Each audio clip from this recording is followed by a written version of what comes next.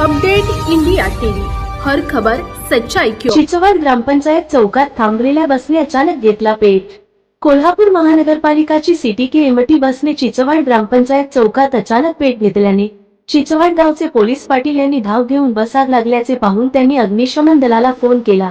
अग्निशमन दलाच्या जवानांनी धाव घेऊन पेटत्या बसची आग आटोक्यात आणली। गावातील सरपंच, पोलीस पाटील, ग्रामपंचायत गावकर यांची खळबळ उडाली होती।